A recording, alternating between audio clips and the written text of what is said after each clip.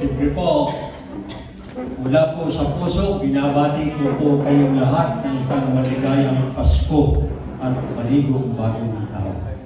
So yung nakaraan po, kung ano man ang pagkukulang natin sa inyong pagsisirbisyo, pagtulong tungkol sa katahimikan at kapayapaan ng ating komunidad, ay pupunuan natin sa susunod na taon.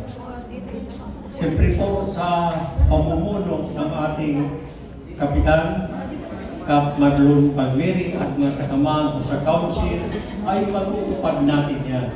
Basta mayroon tayong pagkakaisa, pagsama-sama, ay walang imposible. Kaya yung nakaraan po, yung pagkukulang, pagkakamali, ay isang aral na lang yun. Kalimutan na natin yon at harapin natin ang bagong taon at tayo'y sisikapin. Siyempre po, sa suporta ng ating punong barangay, Kap Marlon Palmeri at aking mga kasamahan, ay hindi malayong makakamit natin.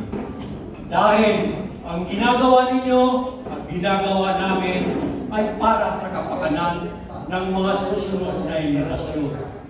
Ang katahimikan at kapayapaan ay isa na bagay na dapat ating pagtuunan ng pansin dahil doon nakasalalay ang kinabukasan at pag-unlad ng isang komunidad. Ang pag-unlad ay nagmumula sa inyo, sa ating mga pamilya, para sa magandang bukas ng ating mga minamahal na mga anak. So,